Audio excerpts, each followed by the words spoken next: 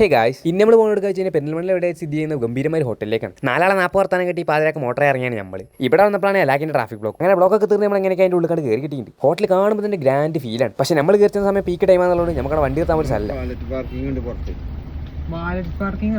അങ്ങനെ അവിടെ വണ്ടി നിർത്താൻ സ്ഥലങ്ങളോട് നേരെ അപ്പുറത്ത് ബെൽഡിന്റെ വാലറ്റ് പാർക്കിംഗ് കൊണ്ട് പാർക്ക് ചെയ്യണം. പക്ഷേ ഈ ബ്ലോക്ക് കഴിഞ്ഞ് പോകാന്നുള്ളത് കുറച്ച് ഇടങ്ങറായ പരിപാടിയാണ്. അങ്ങനെ ഈ ബ്ലോക്ക് കൊണ്ടൊക്കെ തിരിച്ച് വണ്ടി ഓടിച്ച് പോകേണ്ടത് മുഞ്ചി തിരിക്കുമ്പോഴാണ് നമ്മൾ ഈ ആക്കുന്നിട്ട് നമ്മളോട് പറഞ്ഞു നമ്മൾ പാർക്ക് ചെയ്യാം. അപ്പോഴാണ് നമുക്ക് ഇവിടെ അങ്ങനെ സ്കീം കൂടി ഇന്ന് മനസ്സിലായത്. നമ്മൾ വണ്ടിയും ചാവിയും കൊടുത്താൽ മതി, ഓല് കൊണ്ട് പാർക്ക് ചെയ്തോളൂ. അത് കേട്ടപ്പോൾ അത് കേൾക്കാത്തപ്പോൾ ഞങ്ങൾ പിന്നെ വേറെ ഒന്നും കളിച്ചില്ല. കാരണം ഈ ബ്ലോക്ക് കൊണ്ട് വണ്ടി ഓടിച്ച് കഴിഞ്ഞാൽ നമുക്ക് വയ്യ. നേരെ ചാവി മൂപ്പരോട് ഏൽപ്പിച്ചു. ഇതൊക്കെ കഴിഞ്ഞ് നമ്മൾ ഹോട്ടലിൽ നോക്കുമ്പോൾ നമ്മൾ നേരത്തെ ഫുഡ് കഴിപ്പിച്ച ആൾക്കാരെ അവിടെ തൊള്ളി പൊളിച്ചിരിക്കും. അവിടെ ഉള്ളിൽ ഒരു തുള്ളി സ്ഥലം പോലും ഇല്ല. അത്രയും തിരക്കാണ്. അവിടെ ഉള്ളിൽ സ്ഥലത്തോടെ തന്നെ പുറത്ത് വരാന്തൽ കസാലിട്ടാണ് ആൾക്കാരൊക്കെ ഇരിക്കുന്നത്. എന്തായാലും കാത്തിരിക്കാത്ത വേറെ വയ്യൊന്നും ഇല്ലാതുകൊണ്ട് പുറത്തെ കാഴ്ചകൾ കണ്ട് അവിടെ എല്ലാം ഇങ്ങനെ കുത്തിയിരുന്നു. അങ്ങനെ ഇരിക്കുന്നതിടയിൽ നമ്മൾ വിളിക്കും ചെയ്തു. ആ വിളിയാണ് കേട്ടത് നമ്മൾ കയ്യേക്കാൻ വേണ്ടി ഒരു മണ്ടി. ഇവിടെ കയ്യേക്കണോടത്തുള്ള കവാട നല്ല അടിപൊളിയാണ്. അതൊക്കെ ബെല്ലാന്ന് ഇഷ്ടമായി. എന്തായാലും നമ്മൾ കയ്യേക്കണോടത്ത് ഇറങ്ങി നമ്മൾ വല്ല കസാലിലൊന്ന് കുത്തിക്കാൻ തീരുമാനിച്ചു. ഈ ഹോട്ടലിന്റെ സ്പെഷ്യാലിറ്റി എന്താ വെച്ചാൽ ഇവിടുത്തെ കിച്ചൺ നമുക്ക് ലൈവായിട്ട് കാണാൻ പറ്റും. അതുകൊണ്ട് വലിയ പണിക്കുണ്ടോ പണിക്കില്ല നമുക്ക് ഇവിടെ നേരെ നോക്കാം. അങ്ങനെ അത് നോക്കി വളരെ കുത്തിക്കുമ്പോഴാണ് നമുക്ക് നമ്മളെ മെനു കൊടുക്കുന്നത്. ക്ലാസ് അറബിഡസിനൊക്കെ കട്ടിയുള്ള ഒരു പുസ്തകമാണ് കൊടുക്കുന്നത്. അവനൊക്കെ മറിച്ചിട്ട് തീർന്നില്ല. അതോടൊപ്പം തന്നെ നമ്മൾ ഓർഡർ ഒക്കെ നമ്മളെ താത്തി വന്നു.